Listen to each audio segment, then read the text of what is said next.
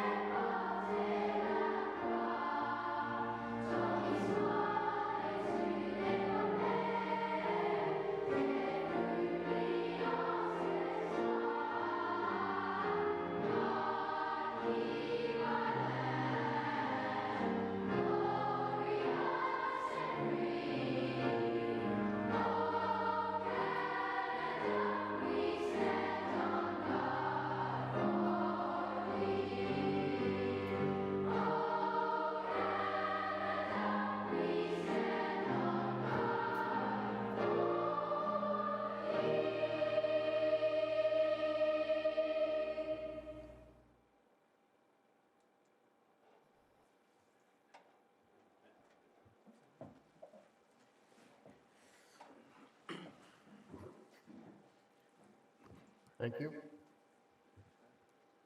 Father, can you lead us in prayer, please? Sorry about the order. Variety is the spice of life.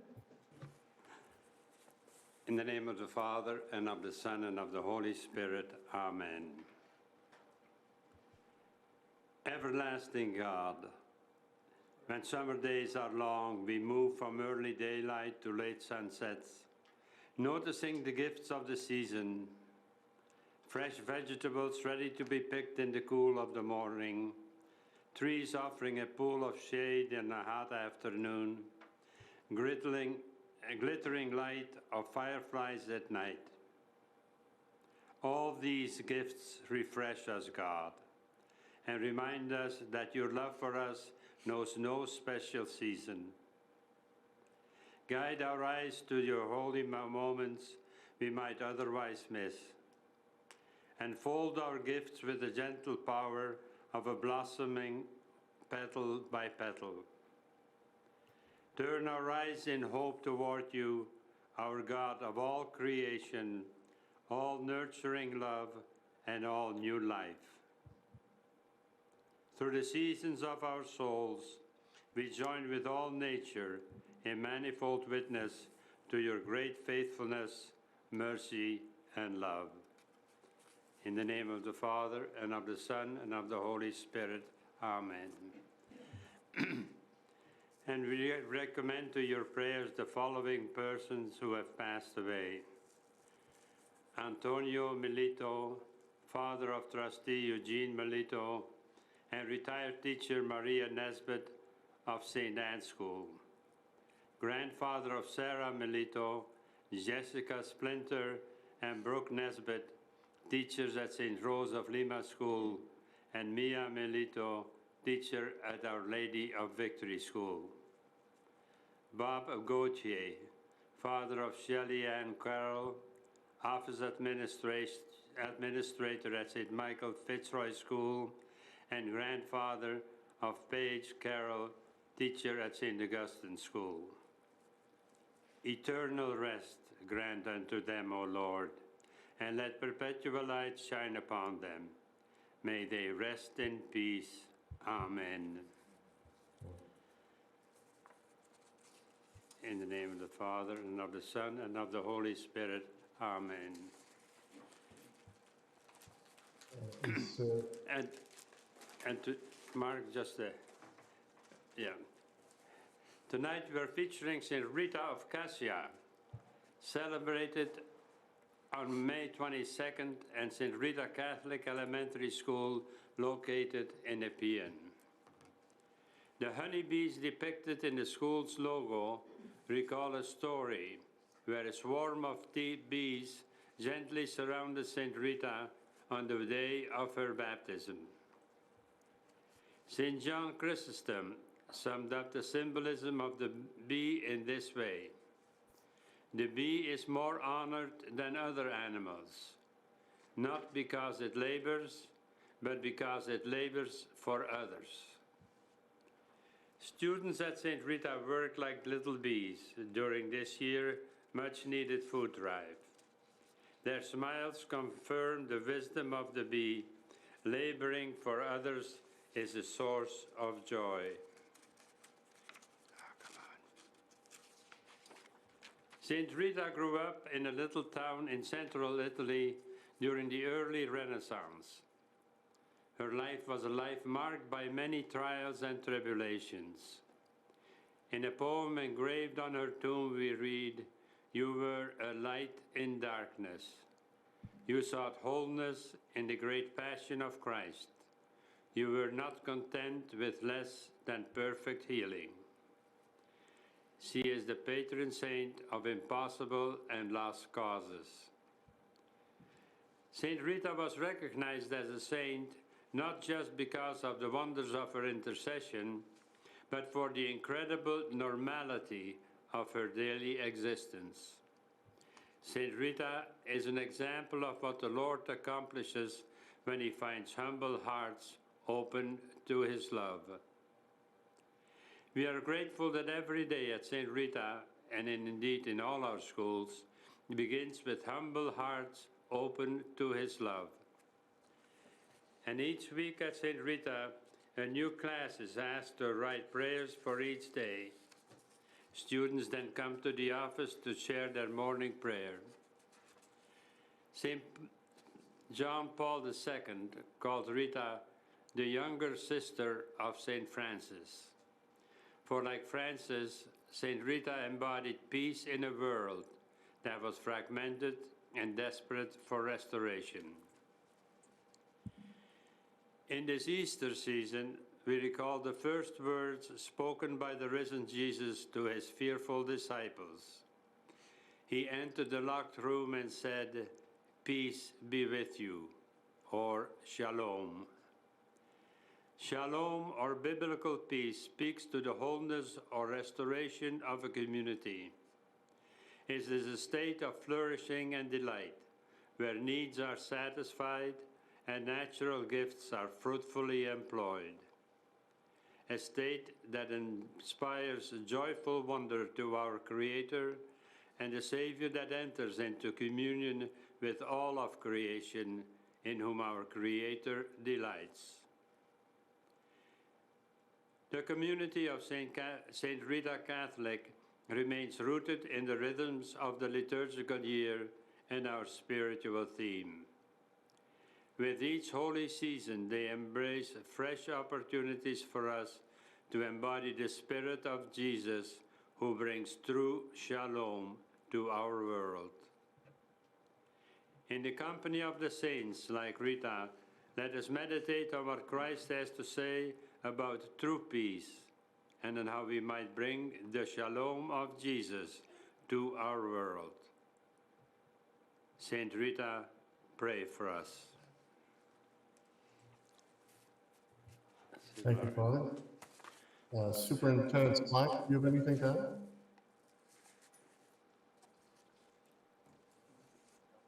add?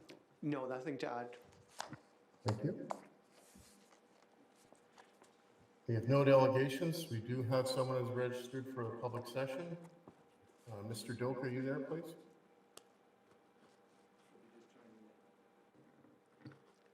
Mr. Mullen, he's just being admitted from the waiting area. Thank you.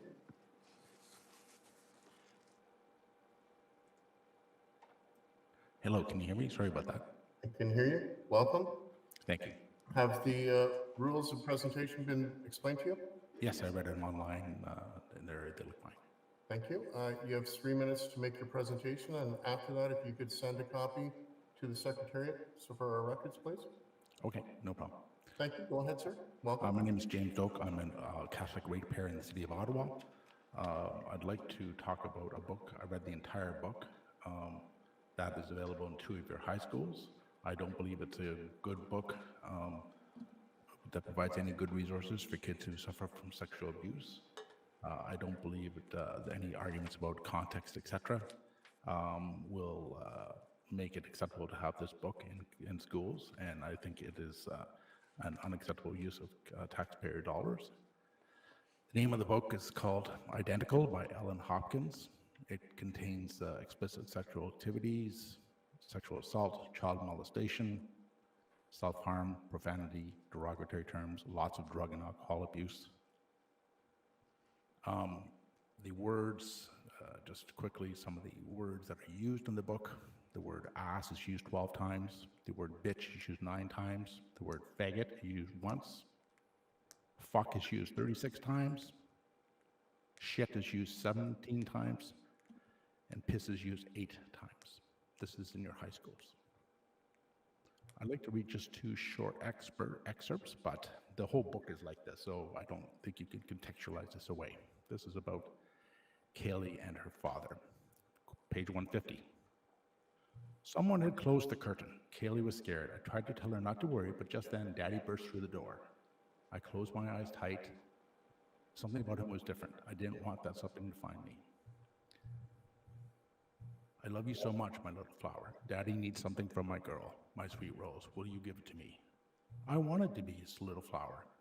Would have given my daddy anything. What did he want from Kaylee? She laid her head on his chest and said, what? I want you to see something that proves how much I love you. This is only for you, Kaylee girl. He lifted her gently, sat her down on the bed beside him, and opened up the fly on the flannel pajamas. It stood up, stiff as a stalagmite. See how much Daddy loves you? This is only for you, Kaylee girl. It stood up, stiff as a stalagmite. Just wait, sorry. I know it. It's 1 minute remaining. Yes. Okay. So the second one is on page 238. Daddy had been back to Kaylee's room for lollipop licking a few times. She had a vague notion that it was wrong, but she wasn't sure why. Kaylee, roused at his words, came into the moment, secure in the aura of Daddy's love. She tried to sit up, but Daddy pushed her gently back down against the mattress. Stay just like that for Daddy. I want to teach you something new. He lifted her nightgown, rolled it up over her belly, coaxed her thoroughbred thighs apart. She squirmed. Don't move, Daddy's scarlet face underlined his command, and I thought he might smack her, but as quickly as anger flared, it dissipated. Smoke, don't be afraid. It was only his mouth that night. He kissed the length of her torso down. Chair, that is 3 minutes. Okay. As I said, Mr. Doak, can you send us a copy to the Secretariat? Okay. Any questions? Is there any questions by the trustees? Seeing none, thank you very much for your presentation. Thank you.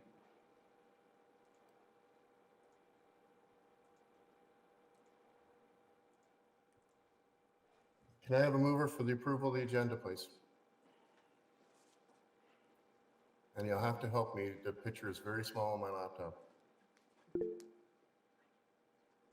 Moved by Trustee Warren, seconded by Trustee Lawrence. That the agenda for the regular board meeting of April 25th, 2023 be approved as presented. All in favor? Opposed? Carried.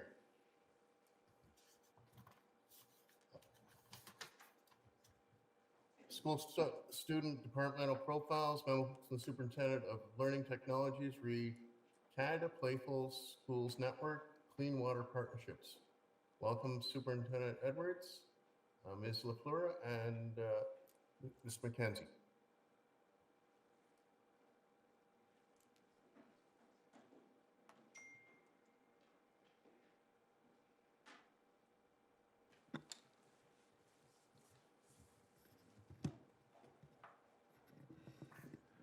Through you, Mr. Chair, I am pleased to present to you the St. George Elementary School play-based program.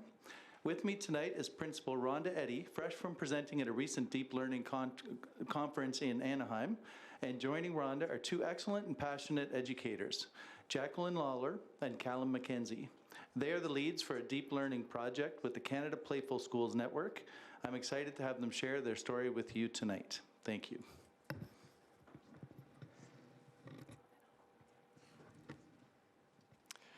Good evening, Mr. Chair. Thank you for inviting us to present about a deep learning project that we are both quite passionate about and grateful to be involved in this school year. The Canada Playful Schools Network, the CPSN, is an exciting opportunity for our school board to look deeper into the effects of play-based learning in the junior and intermediate grade levels. My name is Callum McKenzie, and I'm a grade 5 and 6 teacher at St. George. My name is Jacqueline Lawler, and I'm a grade 4 and 5 teacher at St. George as well.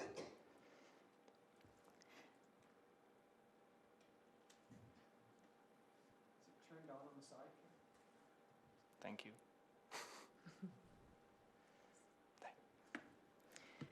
The CPSN is a pan-Canadian study led by education experts Andy Hargraves from OIZ and Trista Hollowek from the University of Ottawa. It is funded by the LEGO Foundation. There are 42 schools participating in this project, and it is the first of its kind in the world. The goal of the CPSN is to improve student engagement and well-being in grade 4 to 8, especially in populations that are traditionally marginalized.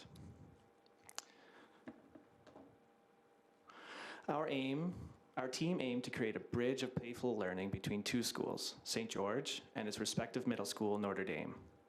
In addition to us, other team members include Yolanta Kraviecki, our elementary science consultant, and 2 grade 8 teachers from Notre Dame, Michelle O'Toole and Will Volkmer. It is worth mentioning that after this year-long learning partnership, there is a notable increase of St. George students registered at Notre Dame for grade 7 for the 2023 and 2024 year. Our project took shape in the form of an inquiry as the students became more and more drawn to SDG 6, clean water and sanitation, and 14, life below water. Our collective inquiry question took shape as the health of our water and the life found within is indicative of the health of our people. How can we protect all water ecosystems? How can we support access to clean drinking water in all communities? As we walk you through our journey, you will see that this project embeds all 4 pillars of deep learning and all 6 competencies. We have formed many partnerships within the community and across Canada. We have leveraged various technologies, including Minecraft, Microbits, Scratch, Ozobots, Canva, WeVideo, and more. We have created physical environments that are more conducive to deep learning and mindful of various student needs. And we have experimented with our own pedagogical practices, continually adapting to the direction of the inquiry. We decided to build community between our classes by meeting regularly.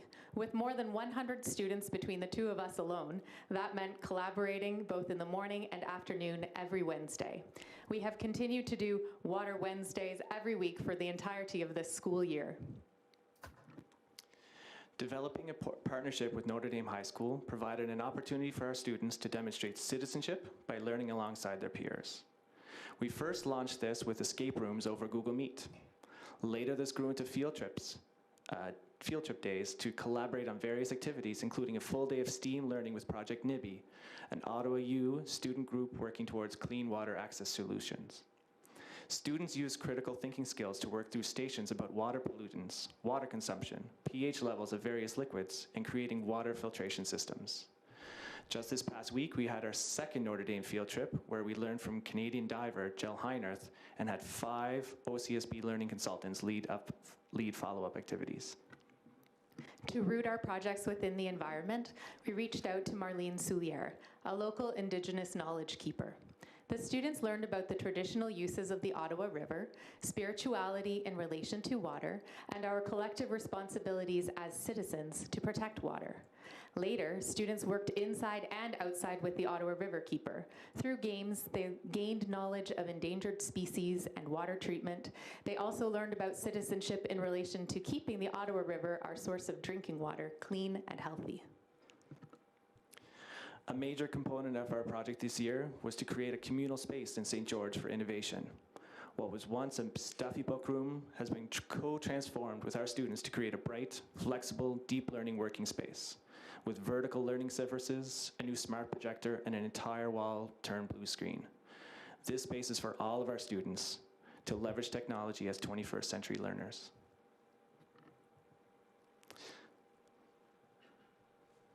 Using Minecraft education, students also collaborated in multi-age groups to create their own sustainable wastewater treatment plants. They ensured that they built with green energy in mind, using waste created from the treatment process to provide energy. They were aware of their carbon footprint and provided digital proof of such considerations as tree replanting and area selection. A highlight event was Google Meets with live expert feedback from our Ottawa ROPEC Environmental Centre. Talking with professionals inspired them to think critically through real-world problem-solving situations, such as gravity and watersheds. There were 2 SCP programs that have emerged from this project and the water inquiry. One is Notre Dame Soaps, created by grade 8 students. The second is Every Last Sip, led by grade 4 and 5 students at St. George. Every Last Sip layers in even further partnerships and deep learning opportunities for students. Through the CPSN connection, we learned about Amos Comenius Memorial School in the remote Inuit community of Hopedale, Labrador, and their perpetual struggles with on and off boil water advisories.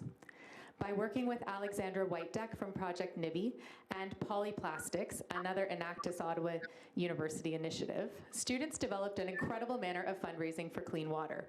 First, Polyplastics taught our entire community about the problems with plastics.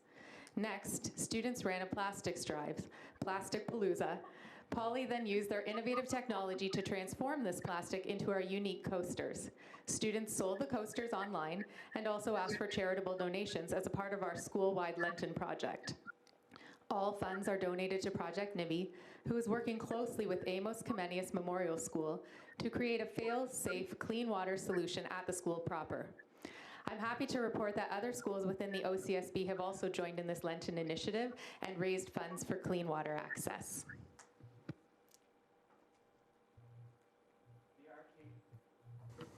The Arcade project is a unique deep learning collaborative project involving all of our 100 students and featuring design and computational thinking. Students selected teams under mixed age parameters, then a theme related to our original water inquiry question. Topics range from microplastics in the ocean to historical uses of the Ottawa River and everything in between.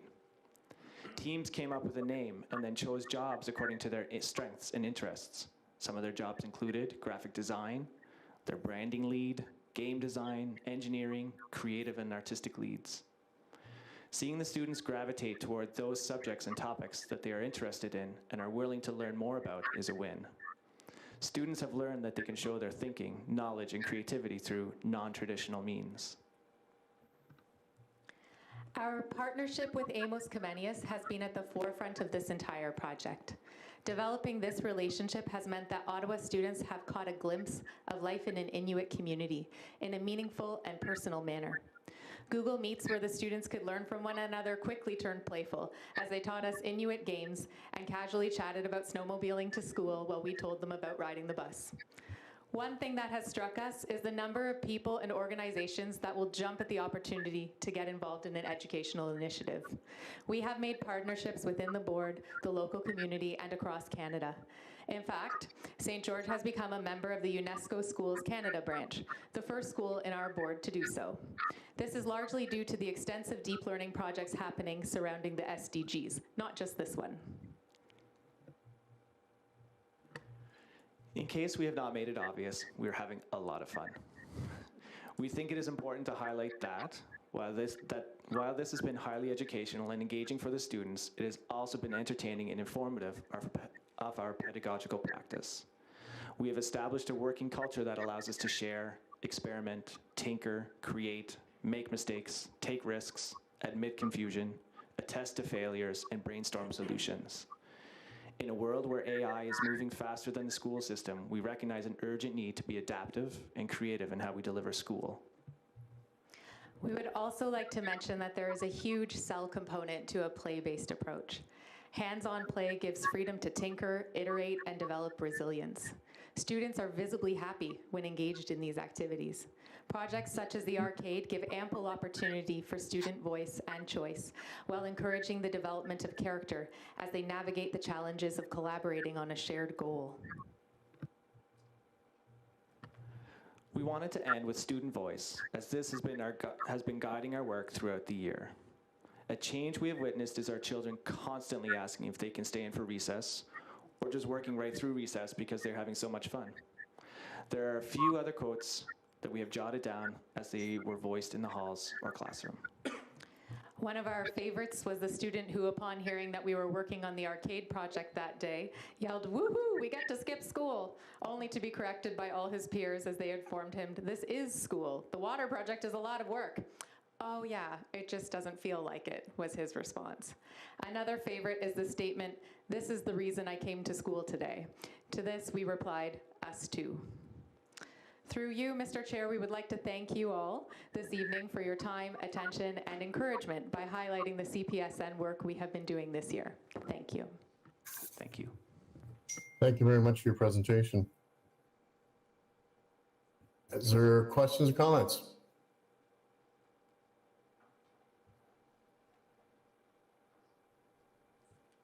Mr. Raise your Mullin, I hand. can Thank give you you. the names if you're not able to see them. Mr. Whittet has his hand up for speaking order. Okay, go ahead, Trustee White. Thank you, Mr. Chair, and through you, thank you to the team from St. George for the presentation. Very much appreciate it. It's nice to see a group from the Notre Dame family of schools at the table tonight, so thanks so much.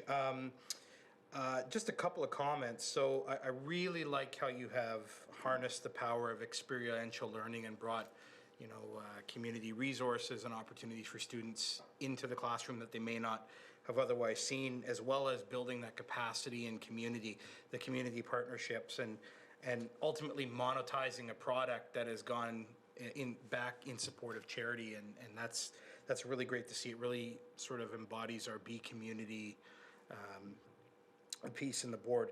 Just a quick question around partnerships. So how are partnerships sort of determined? What's your criteria for determining who you're going to partner with in the community? I see Riverkeeper was there as one, but how might you develop future partnerships for students to work with?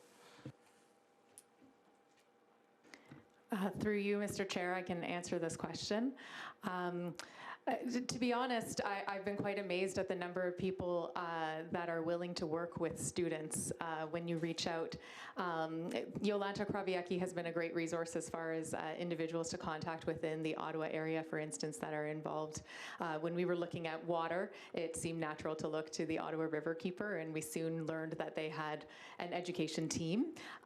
So we reached out to them, and then one thing leads to another, right? And so they suggested that we reach out to Project NIBI, and then of course through the network, the Canadian Playful Schools Network, we have made partnerships with Amos Comenius Memorial School, which we hope to continue beyond just this year, as well as another school, Brooks Secondary School in BC.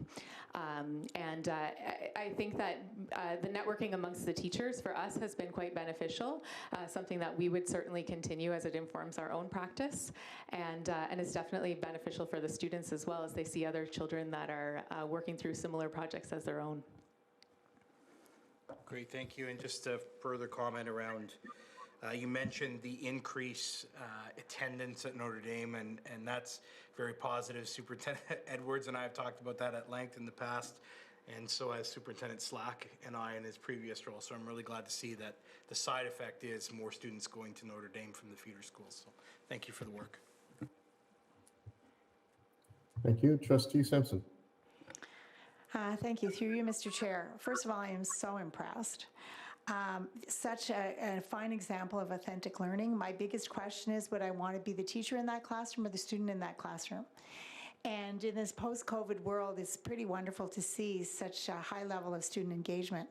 I guess my question through all this is, what is your next step? Where do you see this project going from here? Through you, Mr. Chair, I can answer this question. First, we talked about our arcade. That's actually happening next Thursday. So that's our big next step. So we've been working for months kind of developing all these things to use towards that. So we'll use that. But then a lot of these connections and learning that we've done is just a natural thing. So all those connections we have made we'll reuse next year and continue making more and more connections to kind of lead our own learning, and then hopefully that'll pass on to our kids. Yeah. Trustee Phelan? Through you, Mr. Chair, that was actually going to be my question. Trustee Simpson took my question. It was the only one I was thinking about the whole time, but you both seem to have really good energy and really passionate about what you do. And so more or less just a comment, I guess, to say that if you're going to measure success, your last slide says it all. When you're looking at the words from the students and wishing to stay in or stick around a little longer, that's a testament to your success in the program. So obviously it's working really, really well, and just wanted to congratulate you both on the hard work. Great presentation, and it takes a lot of prep to put something into presenting to us, and so this is really good. Thank you for sharing. Trustee Lawrence. Thank you. Through you, Mr. Chair. When Trustee Simpson was asking if she'd rather be the teacher or the student, I just want to add publicly that Callum has received an award for his work. So congratulations, Callum. I get to congratulate you sort of in person. Thank you very much. It's just to continue on. It's definitely, we have become students as well. Like, we are learning every day. It's pretty cool. Like today, my students created something. I was like, what did you just do? They were creating a website, and they had made a cool little graphic on the side. So I was learning right alongside with them. So that keeps it pretty fun. Is there any other questions or comments? Trustee Moore? Thank you. Sometimes it used to work if you waved. Thanks so much for the presentation. I imagine as teachers it is just amazing. And especially it's got to be fun when this is their first year doing it, and the little guys walk in on a Wednesday and say, we're going to talk about water. And they think they know it all. So how do you draw the children in so that it's become a year-long project of passion for them? I think working through through you, Mr. Chair, I can answer this question. I think that working through the SDGs was kind of a big starting point for us. In my class alone, we began actually at the start of the year talking about home, and this led into an inquiry just about what do we love about home, and it turned into a science inquiry about habitats, as that tied into the grade 4 science curriculum. From that, we realized that to have a happy home, we have all that we need, including clean water. And that goes for all living things. And so a healthy habitat, a healthy home for any creature involves clean water. And then once they started to realize that not all creatures have this, and also not all people, especially Canadians, have this, there was a huge empathy piece that was built. And I think that once you tap into that empathy piece, then students really are naturally quite drawn to learn more.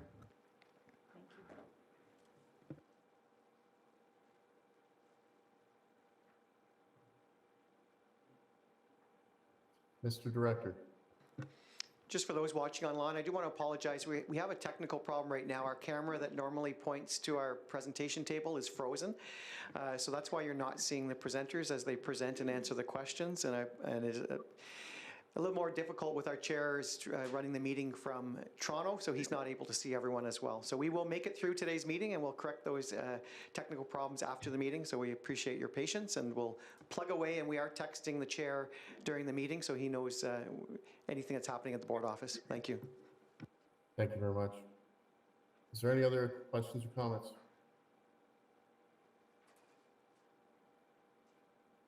Seeing none, thank you very much for your presentation. Very enlightening. Can I have a mover, please, for the motion? So that's Trustee Phelan. And Trustee Moore?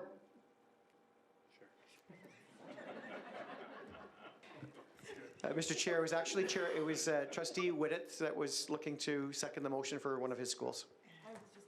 Unfortunately, my view starts with Trustee Phelan and ends with Trustee Melito, so I don't see anybody else. It's just a new experience doing it this way. So, moved by Trustee Whittet, is that correct? Yes, that is correct. And seconded by Trustee Phelan? That is correct. That the memorandum from the Superintendent of Learning Technologies dated April 19, 2023, and entitled Canada Playful Schools Network Clean Water Partnership be received. All in favor? Opposed? Carried. Declarations of conflict of interest? Seeing none. Confirmation of the minutes of the regular board meeting of April 11, 2023. Can I have a mover, please?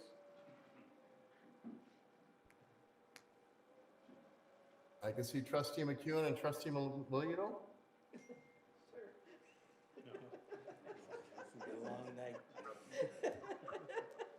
Give me a break here.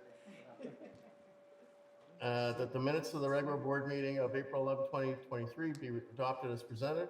All in favor? Opposed? Carried. No unfinished business from previous meetings, no trustee motions. Item K, presentation and consideration of committee reports. Committee of the Whole Board of April 25th, 2023. Trustee Simpson. Yes, Mr. Chair, we have two recommendations to come forward.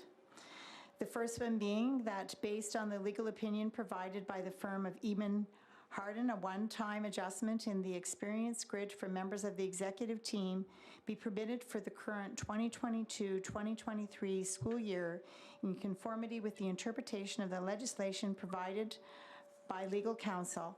The one-time adjustment shall be based on the approved provincial salary grid established in 2018. Members of the executive team remain frozen on the adjusted salary based on the approved provincial Mercer framework. And this was moved by Trustee Melito and seconded by Trustee Moore. All in favor? That's the first recommendation. Do you want me to go ahead with the second one? I'm just going to call the vote first. All in favor? Opposed? Carried. Go ahead. The second motion is that the trustees of the Ottawa Catholic School Board advocate, moved by, Trustee Phelan and seconded by Trustee Lawrence, that the trustees of the Ottawa Catholic School Board advocate to OCSTA to encourage the government to repeal executive compensation legislation to allow for a % salary increase for members of the executive team commensurate with the increases that have been provided to the principals and vice principals groups across the province, and for yearly experience grid movement to take effect upon the repeal of the current executive compensation legislation. All in favor? Opposed? Carried. Thank you. Item 2 is memo from the Superintendent of Special Education and Student Services, read SEAC minutes of March 8, 2023. Superintendent Benton, welcome. Good evening, Mr. Chair. These minutes are for receipt. Thank you. Can I get a mover, please? Is that Trustee Moore leading? And the seconder, please? Trustee Phelan? That the memorandum of the Superintendent of Special Education and Student Services dated April 18, 2023, entitled SEAC minutes of March 8, 2023 be received. All in favor?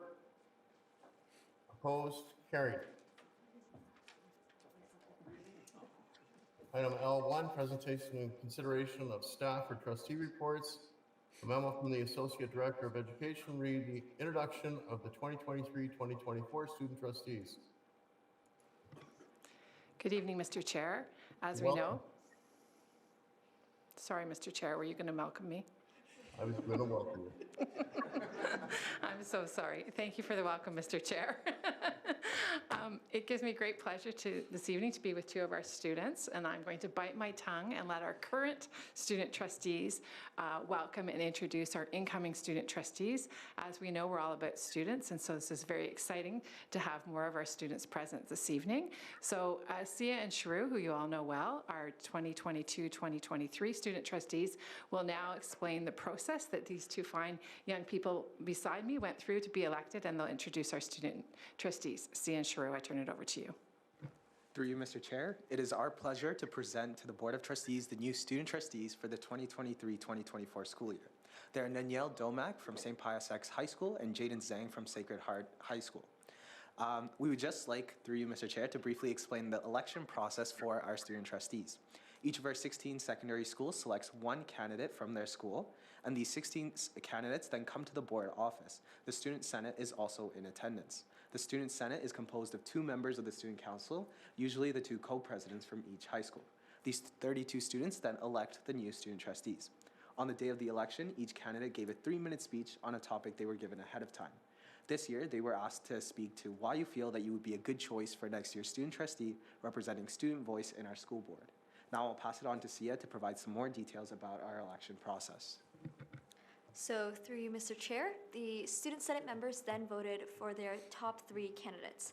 The top 8 candidates moved on to round 2, and the candidates were given a list of 3 questions and given 5 minutes to prepare responses. Then each candidate was given one of 3 questions, selected randomly by me or Shrew, and given 2 minutes to respond. Then the Student Senate members each selected their top 2 candidates. The 4 remaining candidates were each given the same question on the spot and asked to speak to it for 2 minutes. Student Senate members voted for their top 2 candidates. You can see that it is a long and difficult process to get elected as student trustee, and each time we cut half, and it's very, very daunting. Each candidate also spends a lot of time in the back room with their colleagues waiting for their turn to give their speech, or for the final 4, we've got 2 of them right there, 3 speeches. And as mentioned through you, Mr. Chair, Jaden and Ninyal were declared the winners. We know the Board of Trustees will get to know Ninyal and Jaden better next school year, but we wanted to introduce you to them today. And any of us would be happy to answer any questions. Thank you very much. Questions or comments? Trustee Moore, I can see you now. I got the screen bigger. Oh, thank you very much. Trustee Melito didn't want me in his lap anymore. Thank you, Sia, for that. It's true. Now, did they tell you the biggest question you're going to have to hear all year is, where did you apply and what have you said yes to? So are you ready for those questions for next year? Because we expect big things out of you guys, right? Your student voice. So just can you give me a hint of what you think student voice is? All right, so Jaden's going to start by answering what he thinks student voice is. Thank you. Through you, Mr. Chair, I'll answer the question. So personally, on my level, student voice, of course, has a lot of meanings, but specifically this year and next year, I believe it really is about the equity of student voice and hearing, instead of just a sample group of people, what I really want to focus on, and I think Danielle also really wants to focus on, is the equity of hearing everyone's voice of what they kind of want as a group that kind of helps their own learning, their own personal help and goals and achieve what they want to achieve. So instead of kind of catering to the smaller group, I feel like the student voice in this sense wants to be more equitable, more open to hearing what everybody kind of wants, and yeah, that's kind of my idea of it. All right, I'm going to thank Jaden for that. And as Sia said, Sia, Shrew, or myself are happy to speak to the process, or I know you want to get to know our new 2 student trustees, and there'll be lots of time for that. But Mr. Chair, if there are any more questions, we'd be happy to answer them. Okay, is there any more questions? I can actually see all of you now. Trustee Lawrence. Thank you. Through you, Mr. Chair. Nine Hill, I look very forward to meeting you. I'm the trustee for Pius, so all the best. Thank you for putting your name forward, and it will be an exciting year, I can guarantee you. Thank you, Mr. Chair. Thank you. Is there any other questions? Mr. Chair, Ms. Simpson has her hands up. I know it's hard to I see know, her. Through you, sorry, Mr. I Chair. see that. Trustee Lawrence took over my screen for some reason. Trustee Simpson, go ahead. Actually, this is for Sia and Sharu. How did you feel at this point in the process watching two other students going through what you went through, and what were you reflecting on when you were helping these students go through the process? Just a brief answer. So through you, Mr. Chair, I think last year when we were doing it, we were very lost. We were also virtual as well, so we were very impressed how well all of the candidates did, especially in person in front of like 40 of us. So we were very impressed with all the candidates, and we thought they all did an amazing job. And you know, our two student trustees, we think that they'll do an amazing job next year. And I mean, yeah, I second what Shrew said. I mean, you guys did amazing, and especially since it was in person. I know it's a lot more daunting when you have like us standing in front of you and all that. And I also think it's, you know, I think for me, I like seeing that it's gonna go on. You know, like all this effort that Shrew and I have put in. You know, I've sacrificed like my grades for this. But you know, like at the end of the day, like I think like the people who get into this role, we prioritize like changing like the board like a lot, right? And like improving the board and like advocating for students. And it's great to see that spirit kind of goes on and everything. And our hard work, it's gonna pay off. Yeah. Thank you. Is there any other questions? Trustee Witt. Thank you, Chair. Just quickly through you, congratulations to both of you for winning your respective elections. It's something that I had the pleasure of serving as a student trustee for a couple of years in the province, and I know it's a big role and a lot of responsibility you feel on your shoulder representing the student voice at the table. If I could just quickly ask each of you, what was your motivation and interest in running for the role, and what's maybe your sort of top issue or priority for the term ahead? Through you, Mr. Chair, I can answer this question. I think that my top priority for this role and what motivated me to apply for this role is to make everyone feel seen and heard through the school board, especially students and people who feel like they don't have a voice. I want to make sure that there is equity in every school and that everyone has the opportunities and the chances that they need to succeed in school. Thank you. All right, thank you. Through you, Mr. Chair. I, first of all, second everything that Danielle said. Completely, same idea about equity once again. But on a more realistic note as well, I'd also really like to mention that when I applied, I really saw, first of all, at Sacred, the school I'm at, is they have a lot of awesome tutoring and resources, but the problem is the implementation might just be a little bit off, and I feel that a lot of students aren't getting the resources that they can truly get and really get the best out of their school experience. And I feel like as student trustee, I'd be able to kind of give more of an insight, because I feel like personally at this level, it's might not be able to see kind of the nitty gritty at the school level, and hopefully I'll be able to kind of help enlighten and give an idea of what we see as students and our voices on the smaller level of all the schools around around the board. Thank you. Thank you. Is there any other questions or comments? Through you, Mr. Chair. Maybe just more comment. I live in Stittsville, so look forward to working with yourself, and I'm a former grad of Pius, and so look forward to working with you as well. So I think it's a win-win. This is pretty good. Yeah, that is all, Mr. Chair. Thank you. To the two new student trustees, thank you for putting your name forward. We look forward to seeing you every second Tuesday, or sorry, the second and fourth Tuesday of the month. Did anybody tell you that you get the summer off? Good. We'll see you in September, and thank you for putting your name forward, and we'll look forward to working with you. Can I get a mover to receive the report, please? Trustee Simpson and Trustee Warren. That the memorandum from the Associate Director of Education dated April 19, 2023, entitled Introduction of Student Trustees 2023-2024 be received. All in favor? Opposed? Carried. Thank you. Item 2, memo from the superintendent continuing community education, international student recruitment. Welcome Superintendent Bellotti and welcome Ms. McDonald. So good evening, Mr. Chair. It's certainly a pleasure to be here with Chantal McDonald, who is our marketing specialist, and I should mention that Chantal is joining us virtually this evening. Our international student recruitment program continues to flourish, and a large part of this is due to the marketing and innovative work of Chantal. And this evening we will provide information about our marketing strategy for international student recruitment and how it is supporting how we are attracting students to the OCSB. So at this point, I will turn it over to Chantal to provide the presentation. Good evening, Mr. Chair and trustees. I'm grateful to be here this evening to discuss our OCSB International Student Program and our marketing initiatives. First slide, please. So international students greatly enhance the experience for all of our students.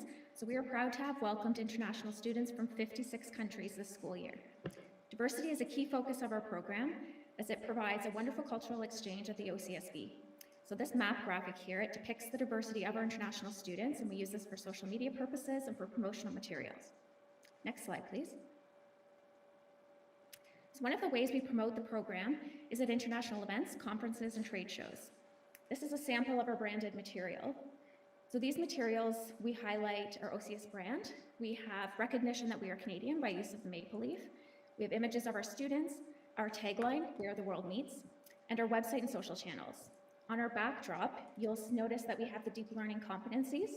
So this is great because it provides our team with a way to engage the audience at these events and discuss our deep learning approach. On the right side here, you'll see these small cards. This is what we would typically bring to the events that we attend. So instead of providing a large print package, these cards are a more environmental way to provide our program overview and use a QR code that directs the audience to more in-depth information. So if we attended, say, an agent-focused event, this QR code would link to a Google Drive with everything that agents would provide families and promote the OCSB. So it would have videos, photos, brand assets, profiles of our high schools, and our brochures. We also have translated versions of these cards. So depending where it's used, we would have the appropriate language, and we would also use a student and quote from that country on that card.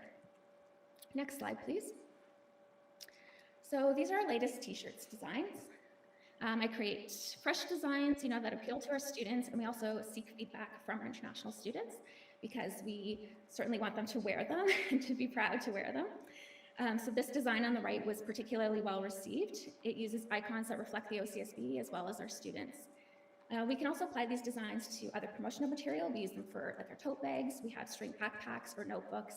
Again, we use materials that we have feedback from our students on what they like. Next slide, please. This is our 4-page brochure. It provides an overview of the OCSB International Student Program, talks about deep learning, it includes our fees, our courses, activities, and information about Ottawa. So kind of an overview of all the things that prospective families would need.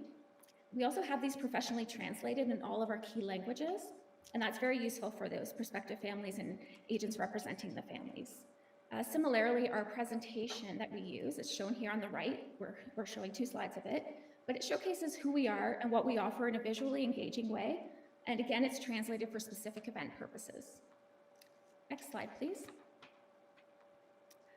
So our website, we have a dedicated international student website. It was developed about 2 years ago, and in that time, it has continued to grow. We have had 18,911 visits over the past year.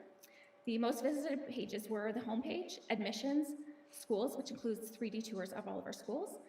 And our most popular languages on the page were Spanish, French, and Vietnamese. So we use these kind of insights from our website to understand our audience better. The reason for the growth in traffic are a few things. So we are promoting the website at events and on our materials. Also, the OCSB communications team has been really great at promoting our program on their website, such as with blogs and driving traffic to our site, so the 2 sites work cohesively together. And we're also keeping our web content up to date. So we're using resources and articles that are relevant to our audience. You'll see here a glimpse of our latest page, which is dedicated to homestay. So this is where we provide information about hosting an international student. It includes quotes and photos from our OCSB host families. And there's also a contact form, so anyone who does want to get in touch with us can just fill that out. Next page, please. So social media is definitely a focus of our program. We're on Facebook and Instagram, but Instagram is predominantly where international students, families, and agents are. You'll see here kind of a grid of our our Instagram page. So far in 2023, we have reached 2,921 accounts. Our social media strategy really involves looking at insights and seeing what interests our audience and posting accordingly. So we mostly post student testimonial videos or quotes from our students, interesting initiatives that are happening at our schools with a focus on deep learning, events that our team attends, international student activities, helpful tips, such as things to do in Ottawa. And actually our most viewed post was things to do in Ottawa over March break. So that had 1,054 views. So you can tell that really resonates with people, so having that, helpful insight for the students. Our most liked post was a Niagara Falls trip, and it had 105 likes. And our most shared was a Red Blacks game that our international student attended. It had 37 shares. Most recently, we posted a testimonial video from a student. You'll see him on the right. His name is Ji Young, and he's an international student from South Korea. He shared his experience on video with us in a very honest and endearing way, and it was very well received. It had 434 views, 24 likes, 9 shares, and 2 saves. So we can see that these kind of honest sharing of an experience really resonates with our audience, and that these topics and videos are very relevant. Next slide, please. So these student testimonial videos have been a very popular marketing tool for us. We use them on social media and for events, but also directly with prospective students and families. So students have told us, it's one thing to receive a brochure, to look through a website, but it's another when they hear directly from a student. So this peer-to-peer experience is very relatable for them. It helps calm their nerves about traveling abroad, and it lets them know what to expect. So when we film these students, there's no script or teleprompter. They're just, the students sharing their honest experience with us. I ask them about their school, about their host family, about what they enjoy in Ottawa, and advice they would have for future international students. I always encourage them to speak as if they are just, discussing with a friend who's interested in the OCSB and just giving their candid experience to us. So we're going to continue to film these students so that we have a diverse representation of our program. And our full playlist is on the OCSB YouTube channel with all of our testimonial videos from a variety of countries. So that we film the students in English and then in their native language, so they are all available. So now we'll watch a sample from one of our students, Clara. It's her English video. She was an international student from Czech Republic. Please play video.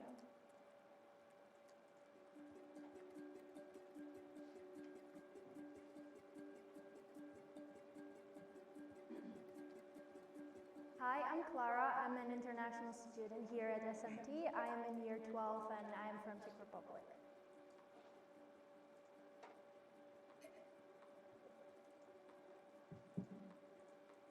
It surprised me how good it was because coming here I was a bit scared because when you imagine schools in North America, it's very sporty, but there are really clubs for everyone that you can join, and it's very diverse, which is, I think, great because I come from a country that's not very diverse, and it really opened my eyes for not only Canadian culture, but for every culture in the world, I feel like, and it's been great.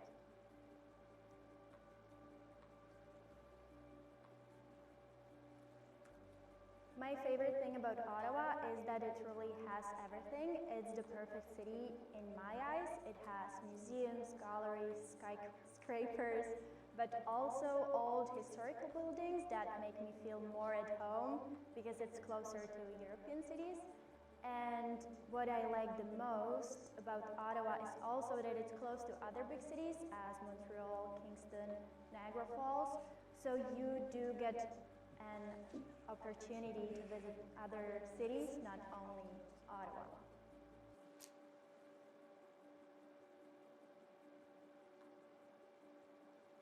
Being a student at Ottawa Catholic school board, I feel like has widened my perception of the world in every aspect, and it made me more sure of my future steps in my education, as I was able to study law here and I loved it, so it made me more sure that I want to pursue that in the future.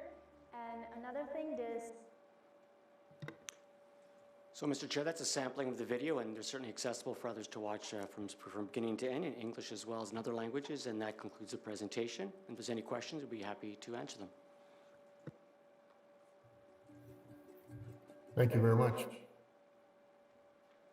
Trustee Melito. Thank you, Chantal, for this impressive presentation. Whenever I see a continuing education department on any of our agenda items, I perk up because this department is near and dear to my heart. Spending, as I spent 5 years working within it, and the amazing work is unbelievable work that is done in this department. And I compliment you on this, once again, on this presentation. I'm just wondering, can you give us a little bit of background or data on the growth of the numbers of international students? So, Mr. Chair, I can provide some of that information if you wish to. So through Mr. Chair, our growth has been steady. With just giving approximate numbers, about 5 years ago, we were probably in the range, and these are full-time equivalent numbers because some students do come for a semester. We're probably in the range around 50 students around 5 years ago. Through the pandemic, we actually held our numbers. We didn't grow, but we also didn't decrease. And that was, again, a lot to do with the work of the department staff and also the marketing that Chantal has been able to gather and to promote across the country, but also internationally. This current year, we are sitting at a full-time equivalent of just over 190 students. So it's been steady growth. What we always look at our growth with a little bit of a conservative lens, if you will, because many things can impact that. Just currently, we're looking at economic unrest globally in terms of some countries, but also in terms of turmoil and conflict across different countries. So we always have to gauge what we're doing in response to that. But if I may add, Mr. Chair, I've received more than one comment from agents saying that the marketing material provided by Chantal is second to none. It is clear, it is geared towards students, and it's very attractive. So when they're promoting different school boards, it is what's giving us that extra little edge or push over other organizations. Trustee Ward. Thank you very much through you, Mr. Chair. Chantal, your stuff is awesome. And when listening to Claire, I've got to ask, she thought our schools in North America seemed very sporty. Part of the debate club and part of the music. I didn't see that so much, but how does that change how you market with what the kids are saying about how they perceive the schools?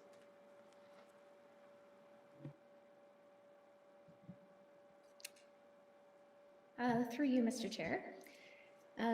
So to answer that question, I think, we take it into account with the different types of activities that we show. So we do have a section, like in our brochure, in our presentation, about extracurricular activities, and that's where I try to show the whole variety, because I want them to know there is something for everyone here. I'm the same way as you.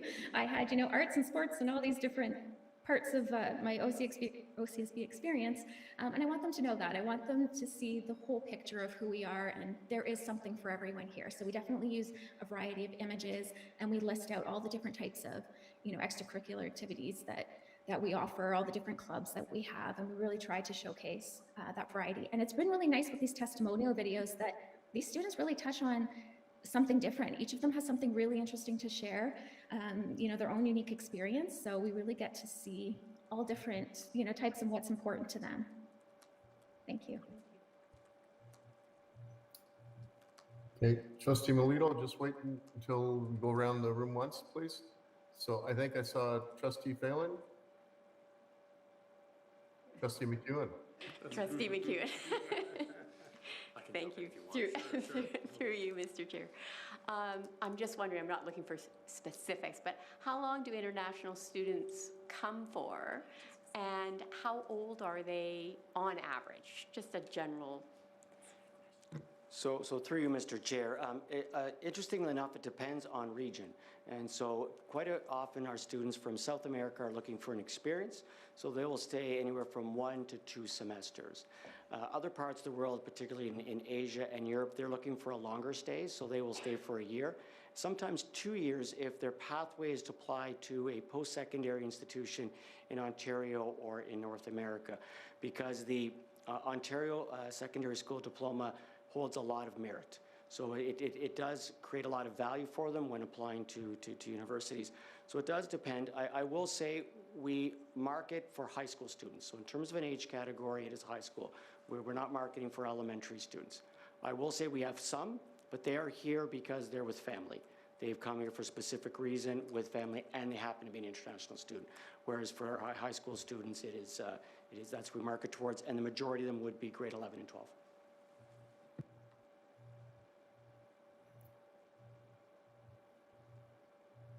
Thank you. Is there any other questions or comments? Trustee Melito. Just to follow up, because this is my favorite department on the board. The numbers have been impressive, like from 50 to the numbers are, so congratulations on that. I'm sure the marketing is huge. But I'm just wondering, quickly, how do you match the school to a student to a particular school? So through you, Mr. Chair, quite often we don't receive a request for a specific school. They're looking more for what the OCSB offers in terms of a curriculum. We do receive some requests for for a family if they're looking for a program. So we'll see if we're able to offer that through one of our schools, then we will do that match that way. We do not also provide false promises, so we're not going to recruit and then not deliver on what the student or the family is hoping for. But the majority of our students are not looking for a sports program or an arts program. They're looking for the academics or a community feel. So we will get some that will say, you know, we're accustomed to a suburb, therefore we like our child to be in a suburb, mainly for transitional purposes. It's more along those types of requests that we would get, but not for a specific school demographic. Sia, do you have a question? Right. Thank you, through you, Mr. Chair. First of all, great presentation. It was, I loved learning about all of that. I just kind of wanted to say, like, from like a person who goes to school and everything, having like these students who have such diverse backgrounds, it really does also improve like the school community. We like learn a lot from these students, and they like rich cultures and everything like that. So I think it's not only just a benefit to the students who are coming here. I think it's a benefit to the entire OCSB like school community. So yeah, you guys are doing great work.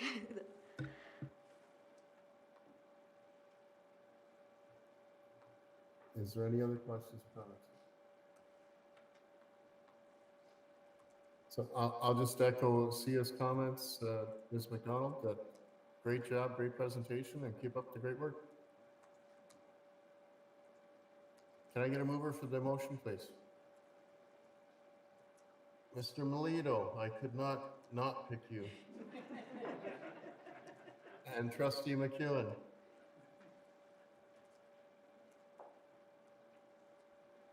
Moved by Trustee Melito, second by Trustee McEwen, that the memorandum from the Superintendent of Continuing Community Education dated April 25th, 2023, entitled International Student Recruitment be received. All in favor? Opposed? Carried. Welcome back, Superintendent Bellotti. And welcome Mr. Sinani and Ms. Blackburn. So thank you very much, Mr. Chair. It's a pleasure to be joined this evening with co-chairs of the Catholic Education Committee of Principal Blackburn and Principal Chinani. Mr. Chair, Catholic Education Week is an opportunity to highlight and showcase the work and vibrancy that takes place in our schools on a regular basis. So this evening, Principal Blackburn and Principal Chinani will share the theme for the week, as well as how it will be celebrated in our school communities. Thank you, Mr. Bellotti. Mr. Chair, it is our honor to be the co-chairs of this year's Catholic Education Week Committee. Together with Superintendent Bellotti, it is a pleasure to be here this evening to share with you the events and activities that have been organized for Catholic Education Week. This very special week begins this coming Sunday, April 30th, and runs through until Friday, May 5th.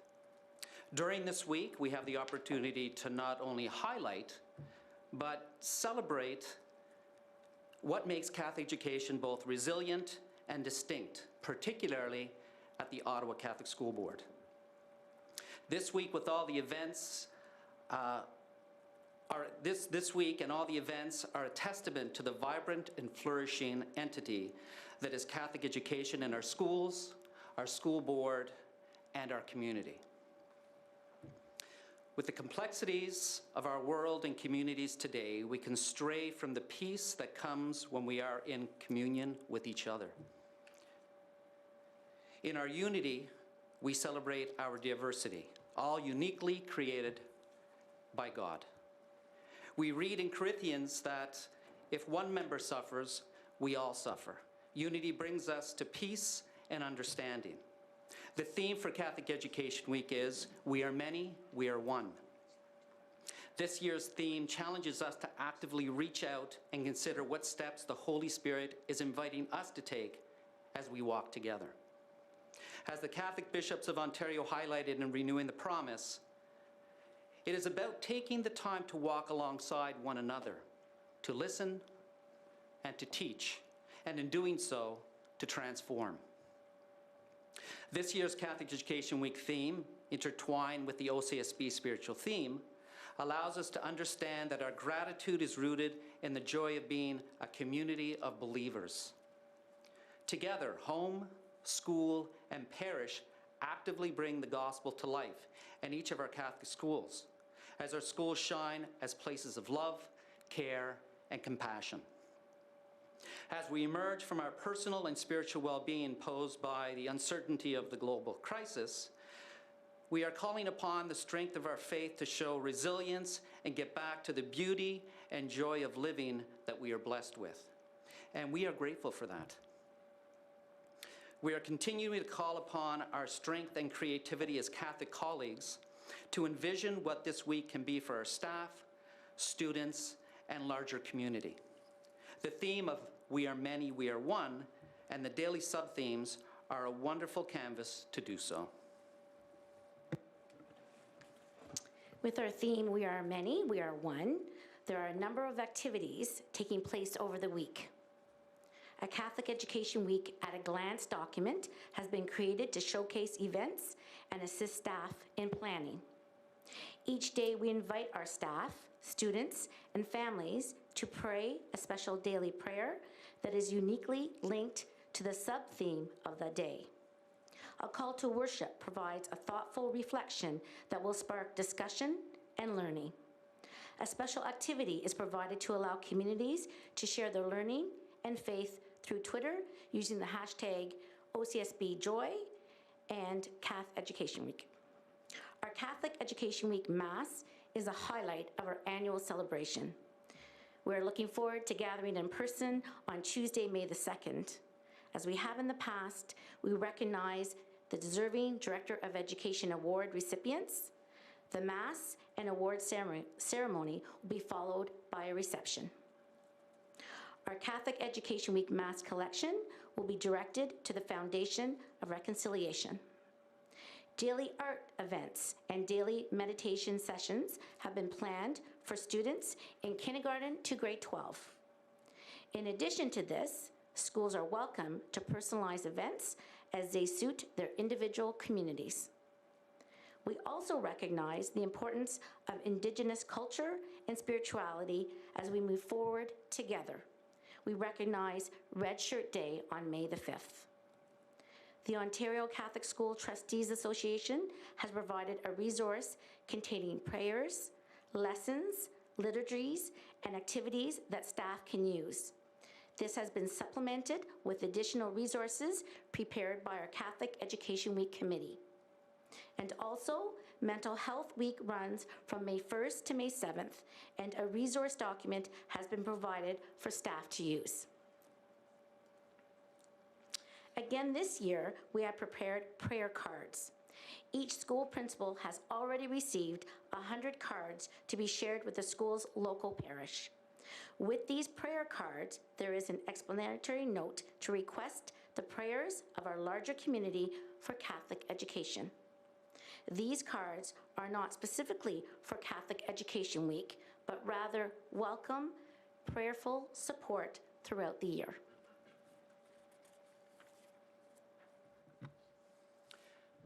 Like any initiative, an event such as Catholic Education Week does not happen without the hard work, initiative, and creativity of many people. Under the leadership of Superintendent Bellotti, we have a committee of 12 members who have come together to plan and organize, demonstrating their dedication and their commitment to Catholic education. We'd also like to recognize the support of the OCSB Communications Department and the OCSB Religion Department, who have spent many hours supporting our team and providing a polished and cohesive look to our planning. Mr. Chair, I would like to thank you for allowing us the opportunity to speak to you this evening, and we look forward to next week. At this time, we would welcome any questions that you or the other trustees may have. Thank you. Thank you very much for your presentation. Questions or comments? Trustee Moore. Thank you very much, Mr. Chair. Waving does work still. Sounds like you've got a big week planned. I'm looking forward to the Mass. I had a question about one of your arts presentations, Joyful Collaborations, and how that's going to work, because there's links. So it's not a live performance, or it is a live performance? How does that work? Through you, Mr. Chair. So our art consultant, Laura Masrol, has a document created, and each week there is a focus, and the first week is music. And it has been shared with all the staff at OCSB and has invited any of the schools to provide for the first week, it's music, so song, their choir, and they're sharing it. And then Laura is going to compile a beautiful composition of all the schools and share it out. So each month there's a focus, but for Catholic Education Week, it happens to be music, and that's how they're going to showcase that. Wonderful, thank you.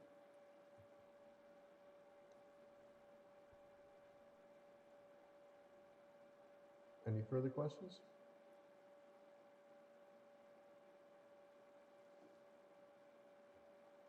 Thank you very much for your presentation. Can I have a mover, please? Trustee Moore and Trustee Phelan. That the memorandum from the Superintendent of Continuing Community Education dated April 25th, 2023, entitled Catholic Education Week 2023 be received. All in favor? Opposed? Carried. Item 4, memo from the Superintendent of Leading and Learning, preparing and celebrating Lent and the Easter season. Welcome, Superintendent Slack, and welcome, Mr. Soliak. Mark.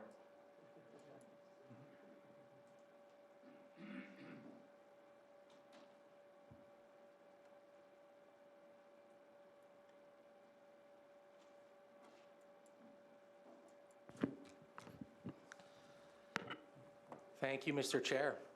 This evening, I am pleased to be joined here with Mark Scholik, Coordinator of Religious Education and Family Life. It wasn't too long ago that we celebrated Easter as a faith community, and we continue to celebrate the Easter season across the OCSB.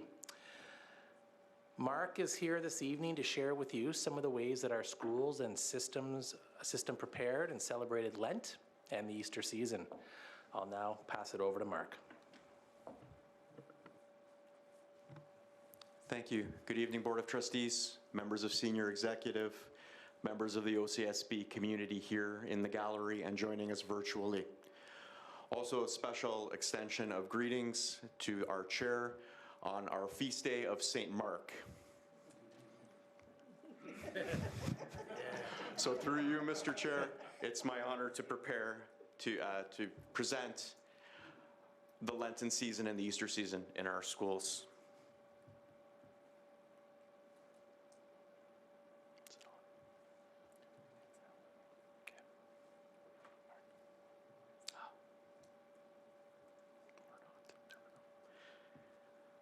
So we begin with an excerpt from the Lenten message of the Holy Father. And the excerpt that was selected reflects our spiritual themes passage from James chapter 1, verses 2 and 3.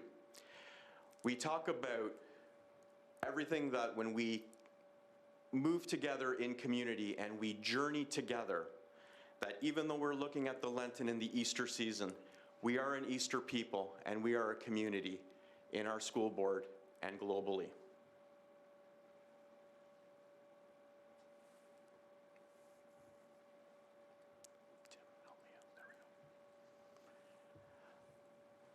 In collaboration with our wonderful communications department, they've created these graphics that we use throughout Lent and through Easter, starting with Ash Wednesday, going through with our OCSB Lent hashtag into Holy Week and into Easter season. These images were used in our social media and on our boards inside the school, shared with our schools, and also on our billboard outside facing Hunt Club.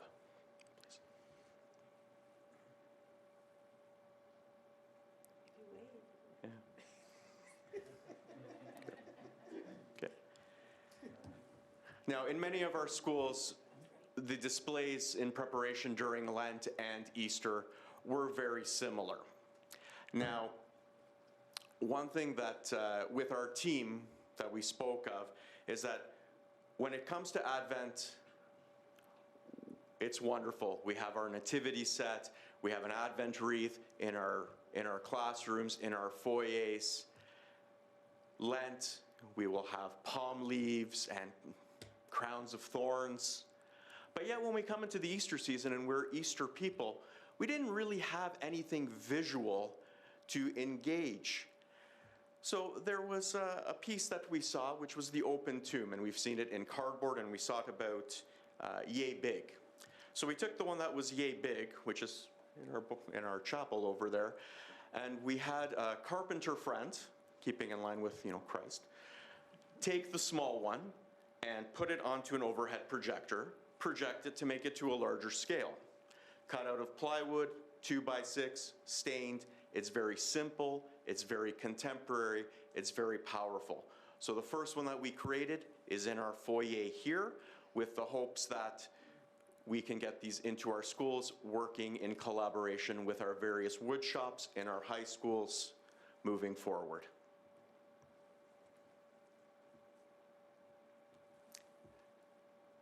Centrally, our Lenten project, we supported Blessed Kateri Ministries. So with our CEC staff, we select with our liturgical committee an initiative that we plan to support. So this year, we selected Blessed Kateri Ministries for their needs. And through using School Cash Online and some funds that were collected through Jeans Days, we raised $623 over the Lenten period, which we have donated. On a weekly basis during Lent, we began with Fridays and then we moved to Thursdays. We participate in the Stations of the Cross here in the Board Chapel with myself and our faith animator, Jeff Guittard. We took a little bit of a different approach this year. We had various pieces of art representing different stations. We did a focus and a meditation specifically on said station through the perspective of Mary or early followers of Christ. And then with the community that was there, we prayed to the Stations of the Cross. We had shared with you earlier today the book that we are using for our study here with our CLL and also with our central staff, called Holy Moments, written by Matthew Kelly. Now, for the whole year, we talk about the various chapters in the Holy Moments and how we experience these things, that have that reflective piece. If you're not familiar with Matthew Kelly, he is a catechist from Australia. He does a lot in and around sacramental prep and adult faith formation, but a very invitational, gentle way to him.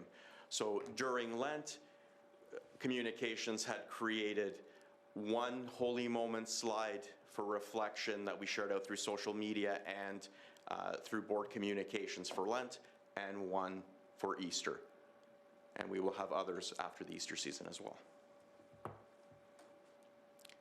With our resources, we have a variety of resources already prepared for Lent with our team, with Jessica Thompson, who was our consultant for religious ed, with Father Gerard Monahan, and with Jeff Guittard. Many of these do not change, but when we come to the creation of liturgies or new resources that come up, we have a partnership with the religion teacher and Jared Dees, a digital license that all of our staff has access to. There are updated activities and resources and liturgies and such that we create centrally, and we also purchase to help our school communities.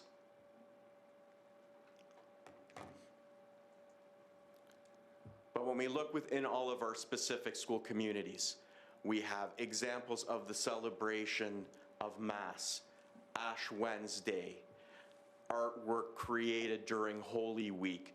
We had our students help with the parishes with the preparing of palm leaves for Palm Sunday, acts of charity.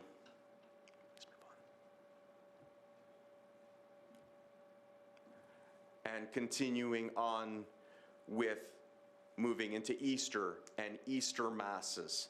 Now there's a couple of things that aren't in here that I would like to share with you, because during the Easter season, we also have the beginning of the celebration of the sacraments of First Communion and Confirmation. It was my great honor before I came to join you today that at our parish, Holy Spirit in Stittsville, my wife and I have been facilitating the sacramental prep classes just specifically for our parish. And it gives me great pleasure to share with you that we have 60 students from Guardian Angels, Holy Spirit, and St. Stephen preparing for the sacrament of confirmation. And we have 100 students preparing for First Communion for those 3 schools. And that's not unique to Holy Spirit, because we start to see through social media our various school communities and the principals in the communities celebrating the sacraments with the kids. And it's so wonderful, because we were at a quadruple cohort that now we're going. And the parent involvement and the school involvement, nothing more can be said. And secondly, with Lenten projects, yesterday I had the great privilege to travel with a teacher from St. Francis Xavier, Maria Olivero, with her Lenten projects with her grade 12 students. We had a school bus, and we went out to Cornerstone and the Shepherds and to the Salvation Army and to the Ottawa Food Bank. And what the students did, and we went, you could see the tangible effect that it had, not only on them, but on those that they served. And that witness that they bring, and they bring back to their communities, it just goes to the next classroom, the next generation of students held in the school, and we share that good news. And our schools also participated with some of the Lenten initiatives. We centrally make some suggestions.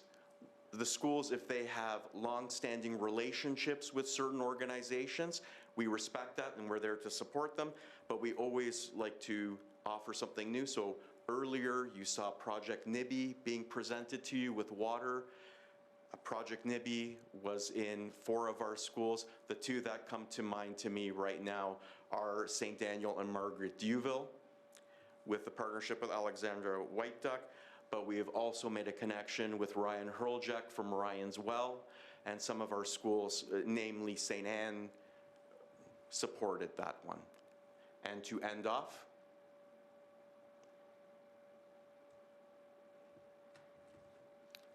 Easter blessings, the message from our director, Tom D'Amico.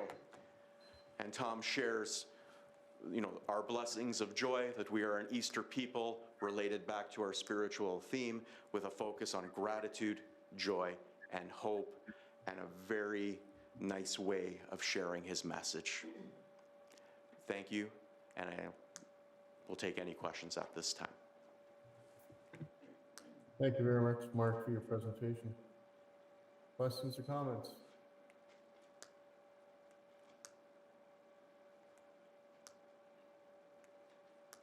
Trustee Moore. Thank you. The wave still works. Okay. Thanks, Mark, for your presentation. So we're doing a lot with Lent. How do you see us moving forward with Easter celebrations, more than Easter bunnies and chocolates? Through you, Mr. Chair, thank you, Trustee Moore, for that question. We have activities that are still involved with Easter all throughout the Easter season as we are getting prepared. But it's to emphasize, and we always share that, Lent is 40 days, and we get that 40 days down really well. Easter's 50 days. It doesn't, as you said, it doesn't end when the Easter bunny brings, brings the eggs and we go for Easter Mass. So, this start that we're planning with some of the visual to it, and, even something as simple as helping the schools with white linen for their prayer tables, to keep that in mind, because it's very important within the front entrance and within each individual classroom to emphasize. Thank you for your question.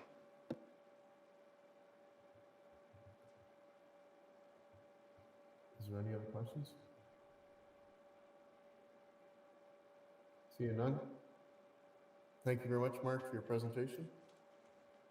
Can I get a mover for the motion, please? Trustee Simpson, Trustee Phelan. The memorandum to the Superintendent of Leading and Learning dated April 18th, 2023, entitled Preparing and Celebrating Lent and Easter Season be received. All in favor? Opposed? Carried.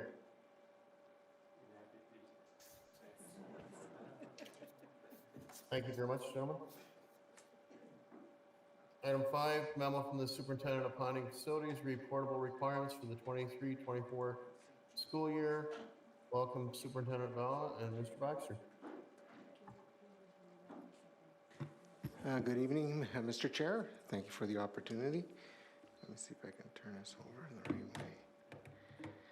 So through you, Mr. Chair, we bring forward to you a report on our portable needs for the coming year, and I have Manager Baxter here to go through the report. Thank you, Superintendent Valda, and good evening, everyone. Through you, Mr. Chair, trustees have in front of them a memo that provides information on portable classroom needs for the upcoming 2023-2024 school year. This is an annual information item that is typically brought forward to the board during the spring. So we are one of a few school boards in the province that are experiencing significant and continuing increases in student enrollment. This is obviously a good news and a good news item, but at times it does create some challenges for us around the provision of required classroom space. Planning and facility staff have been working with schools over the past few months to identify projected needs, and at this point in time, 14 school sites are anticipated to require additional portables for September 2023. 9 elementary schools and 5 secondary schools. A total of 28 portable classrooms are expected to be needed to provide additional required instructional space. For reference, last year at this time, the number identified was 19, and the year before that it was 26. So of those 28 portables that will be required, 14 are identified for the elementary panel and 14 for the secondary panel. The list of locations is generally not unexpected. Most of these schools serve high-growth residential development areas that are generating a significant number of new students. In a few cases, however, additional portables have been allocated to schools in more mature areas where permanent classroom space is at its maximum, and the distribution of student enrollment for the year coming has resulted in additional staffing. 18 of the 28 portables required for this year will be new to the system as a result of the purchase of new units that you will recall was approved by the board in November. The remaining 10 will come from our surplus inventory and will be moved from existing school sites, namely St. Martin de Porres, Holy Spirit, and St. Emily. At this point in time, we have not been informed of any supply chain issues that would impact delivery of the new portables for a September occupancy. I think we can all knock on wood on that one, but so far so good in terms of the timing for September.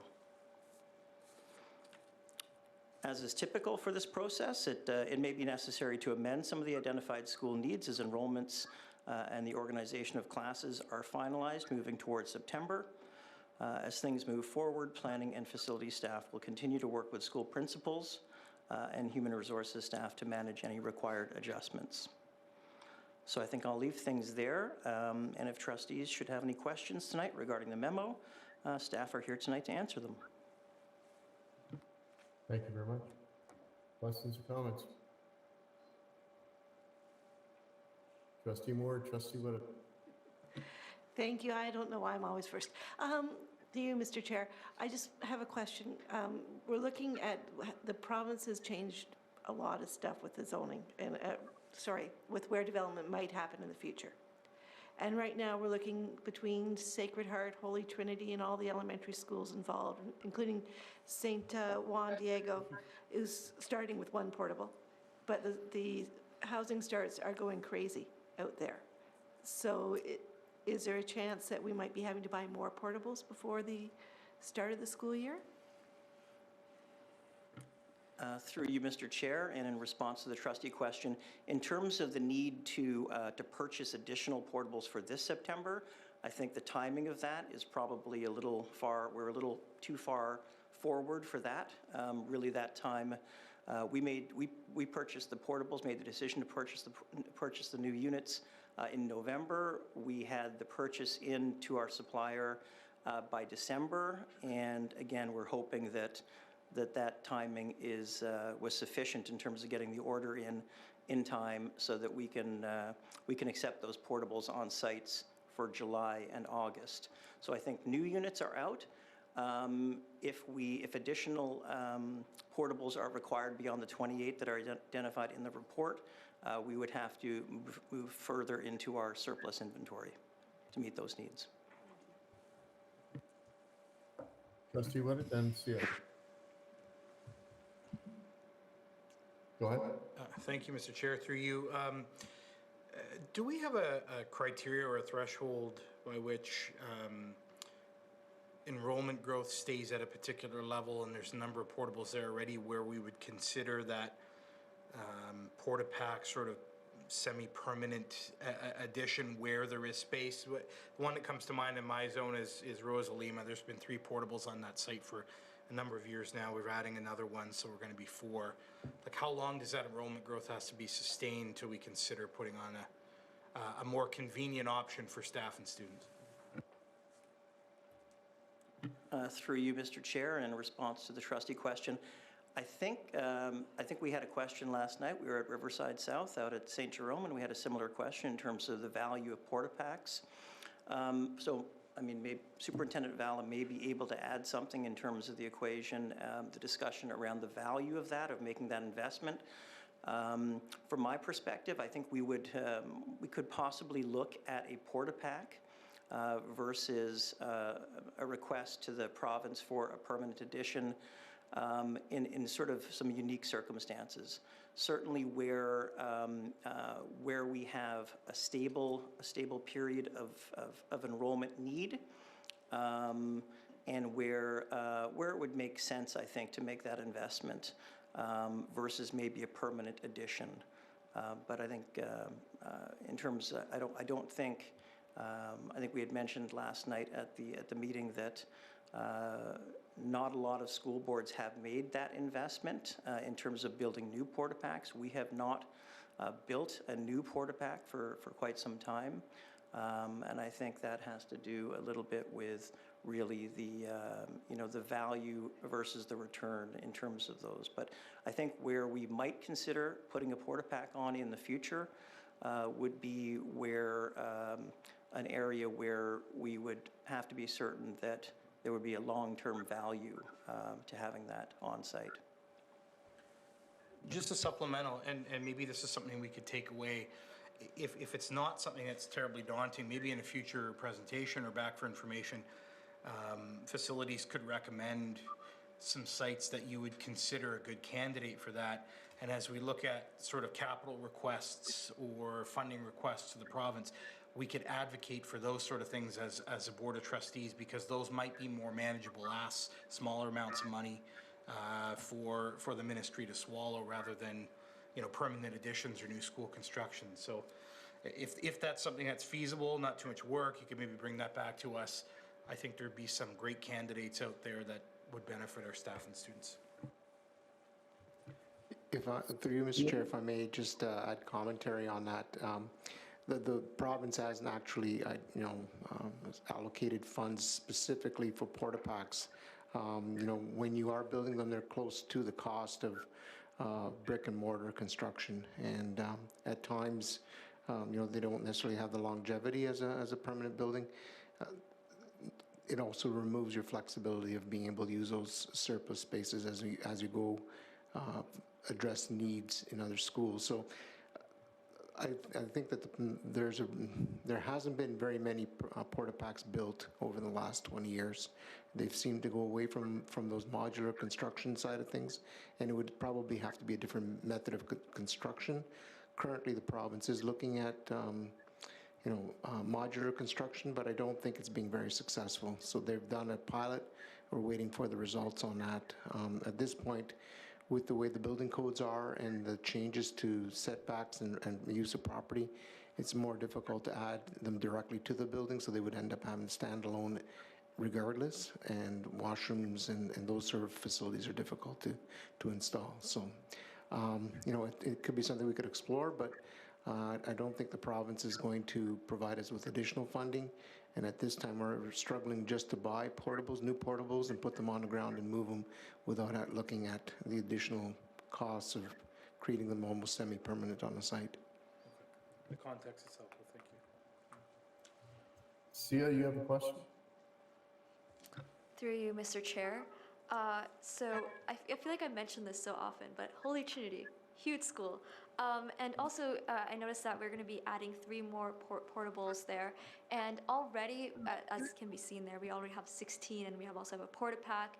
And so I'm just thinking, where will we put this? Because we also have the field, where's where kids play and everything. Would it start impeding on that? Because I feel like I'd rather not have that, because we already have portables that are really on the side, and they're on the edge of the field, and kind of impeding on students having fun. So do you have any information on that? Through you, Mr. Chair, and in response to the trustee question. So I think everyone sort of at this point understands that, at Holy Trinity High School in particular, but at a few of our schools, we are really running out of the ability to put portable classrooms on site to meet those needs. So the portables, there are 3 portables scheduled for Holy Trinity, and those are going to have to be placed in the parking lot, in the student parking lot at sort of that southern, sort of the edge of the parking lot.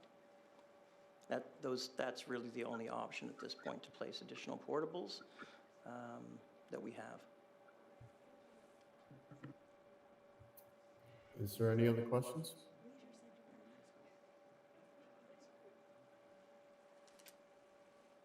Trustee Melito. At what point do you balance safety with adding a portable? Through you, Mr. Chair. Certainly, that is a big consideration for us as to how they're placed as far as sight lines, and we do fill up a yard. For the high school setting is probably a bit different than the elementary, because of just the way the recess or non-recess takes place in a secondary school. We have requirements for setbacks and separation. We do try to take that into consideration to make sure that we maintain some form of yard, especially in the elementary schools. There's a few secondary schools that are just abnormal that it's not something that we would want to do. So we try to be as creative as we can to find space on the site. But we are there are yard setbacks, visibility, and then of course practical use of play space. So we take that into consideration in consultation with the principal to see what is practical or not. Follow up through you, Mr. Chair. Go ahead. Going back to the porta pack and the single standing portable, I would see in an elementary setting a porta pack more safe in terms of students going from class to class and community walking through the schoolyard, et cetera, as opposed to 4 portables. So that would never be brought into the conversation. I know porta packs are not, you know, the ideal, but in terms of safety, would they not be safer for students going from the main building to a porta pack as opposed to students going from the main building into 4 separate units? And I'm specifically talking about schools, elementary schools. Through you, Mr. Chair, I appreciate the trustee's concern. First and foremost, I just want to assure everyone that the spaces are safe, you know, even if they're porta pack or individually. So they're aligned in a way that the code allows us to pack them into groups of 6. So you'll notice that the new sort of approach that we've been taking is that the building code allows us to pack them. They're not attached, but they're in a pod. So they create pods of 6 and we move them around. So the footprint of the 6 allows them to be closer together. And so that the amount of space you use for that versus a porta pack would be very similar once you put a corridor in and whatnot. So they're not that much bigger. So they are, you know, there's not a safety concern. Like we do put this, you know, stairs and walkways and they certainly ensure that they have a form of egress. But I agree with you that for convenience, for keeping kids within the space, heating them, especially with doors and whatnot, it's certainly better. However, the funding that we have, you know, it's difficult to like you're going to spend as much building them into a porta pack as it costs to buy them in the first place. And so you do need a significant amount of capital investment that to a certain degree is unfunded by the province. So it makes it difficult for us to do at this time. Sia, do you have another question? Yeah, through you, Mr. Chair. So obviously, if you're going to put portables in the parking lot, the student parking lot, you're not going to be able to use them. So, but at Trinity, we already have an issue with lack of parking because we have so many staff, and then you have students, and especially when we have like parent-teacher like interviews or whatever, like they'll be parking in the residential areas, and it's chaotic and everything. So I mean, I do see that how it's a very difficult situation to handle and everything, but I don't know, maybe we'd also be creating another problem in trying to solve that. I mean, maybe if there's another way, that'd be great. I don't know. Through you, Mr. Chair, and in response to the trustee question, there are obviously trade-offs with everything, and unfortunately, the trade-off in this case is the need to place additional portables due to enrollment growth at the school, and those portables can only be placed really in the parking lot. So we feel it's going to be a temporary issue in terms of the placement of those, you know, where we intend to place them, but we certainly understand there are trade-offs. Is there any other questions? I think the ultimate answer to Sia's question is another high school. Mr. Moore. Yes, thank you. Sorry about that. I couldn't text fast enough. Just a couple of questions. And our larger high schools, when you're putting in so many portables, are you having to do some major electrical work so that they can keep up with what the requirements are for Wi-Fi, air conditioning, and regular school use? Through you, Mr. Chair. Yeah, the infrastructure is built originally with a minimum of whether it's 12 or 18 portables. Transformers and power supplies are upgradable so that in fact when we have larger loads we're able to increase those capacities. But they are taken into consideration, and especially with the washroom capacities, those are also taken into consideration for the future growth, because we know that the only way we get new schools is unfortunately overloading the ones that are adjacent communities and try to hold until the new funding isn't put in place. So much like Chair Mullen had pointed out, the solution here is a new school. But at this point, we're trying, and again, back to being sensitive to, parking lots versus losing a football field. So, that's your choice. But I think that it's more important for the physical spaces for that we're trying to retain, those important outdoor spaces, And I know in our conversations with the city, certainly this will support their desire for more people using bicycles and public transit, and students perhaps might not have access to parking. So unfortunately, those are some of the difficult choices we have to make. A follow-up to that, Mr. Chair. A follow-up, sir? Go ahead. Just quickly, you're speaking about parking. So Sacred Heart has the community center right next door. Trinity, block and a half away, has the Canada Leisure Center, which is usually full of federal government trucks. So if we make, which means it's open parking, but are we making any arrangements as a board to help with the parking situation for increased staffs? Because the staff increases exponentially as the students do, so that they're not worried about parking on the streets and getting tickets, especially in the winter.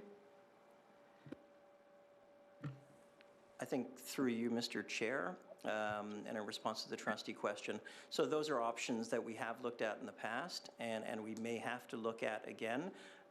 Those are conversations that we certainly will have with the school principals of those schools.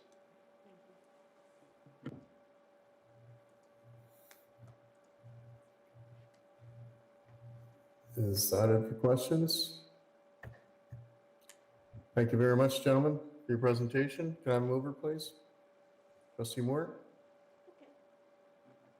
And Trustee Whittick?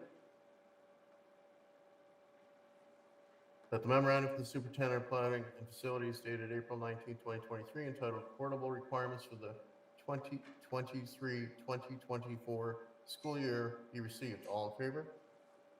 Opposed? Carried. Gentlemen, welcome back. Always good news when we're going to build another school.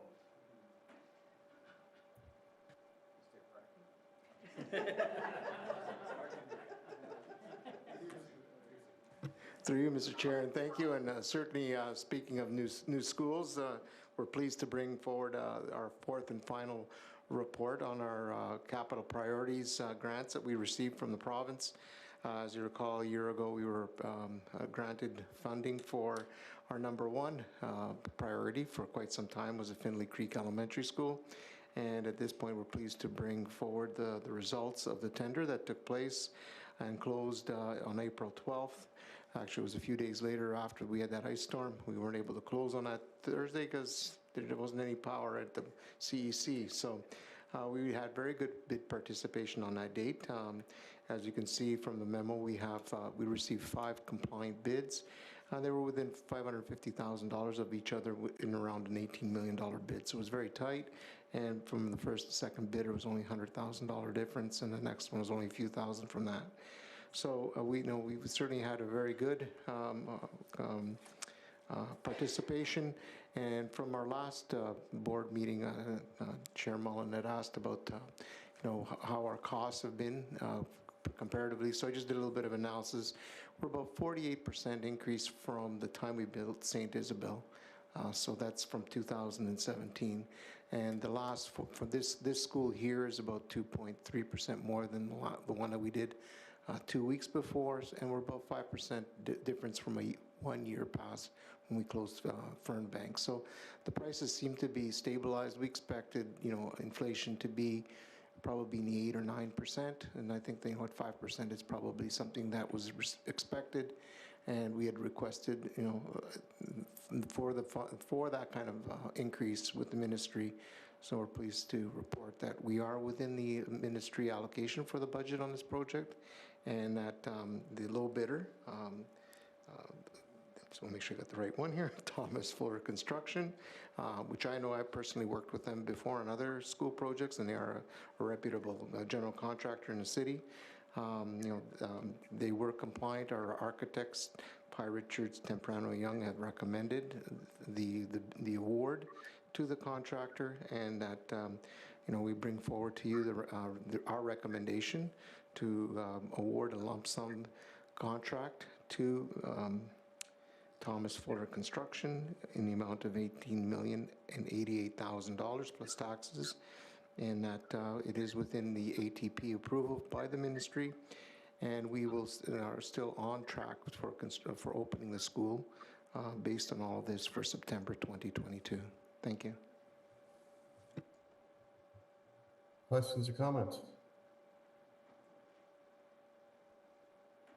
Can I have a mover, please?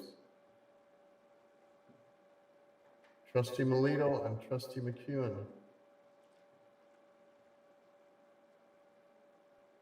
That the memorandum from the Superintendent of Planning and Facilities dated April 19, 2023, entitled Award of Contract New Finley Creek Elementary School be received, and that subject to satisfactory conclusion of certain contractual matters, the contract for construction of the new Finley Creek Elementary School be awarded to Thomas Ford Construction in the amount of $18,088,000 plus a HST. All in favor? Opposed? Carried. Thank you, gentlemen. Item N, notice motions or none. Confirmation of the action report of April 11, 2023. Can I have a mover, please? Trustee Simpson and Trustee Phelan. That the action report covering the period of April 19, 2023 be received. All in favor? Opposed? Carried. Inquiries, administrative announcements. Mr. Director. Thank you, Mr. Chair. I have several. Last Friday, we celebrated Associate Director of Education, Mary Donaghy's birthday. We wished her a happy birthday on Friday. And tomorrow, we wish Trustee Warren a happy birthday. Tomorrow is also Board-Wide Dress Down Jeans Day, sponsored by and promoted by OECTA. And the funds raised will go to Cattery Native Ministry and also to Wapoose Family Farm. So we're hoping to see lots of staff participation right across the board tomorrow. Thursday, April 27th is the OCSB Trustee AGM and Conference in Toronto. We're looking forward to learning and connecting with other Catholic trustees from across the province. And as you heard from today's presentation, next week is Catholic Education Week, and we're hoping to see trustee attendance at the Catholic Education Week Mass at 7:30 and the DOE Awards, and we do have parking passes for each of you if you have not received one yet. Many of the events are happening across the city you're aware of from your principals, who hopefully have sent you an invitation to events. We also have the sod turning next week at St. Bernadette on May 3rd, and the sod turning at St. Juan Diego on Thursday. Some of you who have responded that you'll be attending on May 6th, on Saturday, to Alfie's Spark Soiree to raise funds for the breakfast program. So thank you for attending, and as well as the Proud to Be Me Gala to raise funds for anti-bullying programs. You would have seen this week that the GSNs were released, the Grants for Student Needs. They just came out. Our finance team does need to work through the actual details of those announcements to look at the impact on our board. We do know that there were areas of the budget, significant areas that were cut, that will take some time to look at the impact budget process for next year. Just as an example, the COVID funding, which we use to fund different staffing positions across the board. There's a small transition fund, but overall it's been eliminated. You'll have more details at the next board meeting. As well, you received an email regarding the National Day of Awareness for Missing and Murdered Indigenous Women, Girls, and Two-Spirited People. We do have red t-shirts available for anyone that would like one after today's meeting. You can see Superintendent Slack for that. And I'm really pleased the work of our Indigenous education staff. Through our board, our staff purchased 588 of these t-shirts through Fab Lab Onaki, which is a completely Indigenous, the first completely Indigenous Fab Lab in Canada. So the profits will go back to the Fab Lab and as well to the National Women's Association of Canada. So we're pleased to support that. I do want to speak very briefly as well about Bill 98. So the Better Schools and Student Outcomes Act. You've each received an email with the copy of the act as well as a summary. We will monitor this bill. It has not been passed, so right now we have to wait to see the regulations before we know the actual impact on boards. We'll provide updates to the trustees as these new regulations come out once the bill is put into effect. There was no consultation that we are aware of within the education sector, including trustees, directors, superintendents. We're not aware that our union partners were involved. The opportunity for input and consultation will be provided, we understand, once the bill is passed. So we will submit, and you would have seen OCSB is preparing a response to that bill at this time. I would highlight for trustees that if passed, the regulations will change some of the authority that trustees have in terms of governance. Again, this won't be known until the regulations are clarified. Minister Lecce also positioned this as a chance to get back to the basics with a focus on literacy and numeracy. We do know that our board achieves above the ministry averages for all areas of EQAO in grades 3, 6, 9, and on the grade 10 OSSLT literacy test, and on graduation rates. So it's our belief that we will, as a board, be able to continue to focus on the ministry's focus on literacy and numeracy, and they had specifically identified STEM. But we also do plan on ensuring that we're meeting the needs of all of our students by focusing on a well-rounded Catholic education for all students and focusing on our denominational rights with a focus on Catholicism, and the lens that we take as Catholics to encompass the arts, physical education, and overall student well-being and mental health, which I did not see in the last announcement. You have indicated as a Board of Trustees that through your strategic plan, a commitment to equity and inclusive education and Indigenous education with a focus on truth and reconciliation. I did not see this in the latest ministry announcement, but I do feel that the work ahead for us is to continue in these areas in addition to literacy and numeracy. We'll continue to take a culturally relevant and responsive approach through numeracy and literacy, and our focus in our board, as you know from your directions, has been on STEAM. We see the importance of arts throughout our board. And we continue to look at deep learning as a way that keeps our students engaged in their learning, allowing them to make a difference in the lives of others through Catholic social teachings and social justice activities.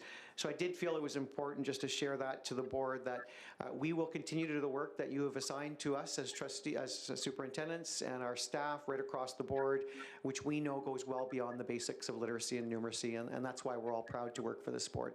So I'm happy to, at a later date, take questions. This was just an update, but we will bring an update once we see the actual regulations. That's it for my updates, Mr. Chair. Thank you very much, Mr. D'Amico. Last item, motion to adjourn. Who would like to do that?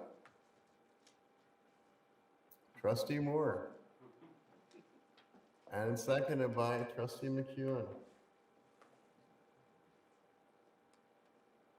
That the regular meeting of the board of April 25th, 2023 be adjourned at 9:21 p.m. All in favor? Opposed? Carried. Thank you very much for your indulgence this evening, ladies and gentlemen.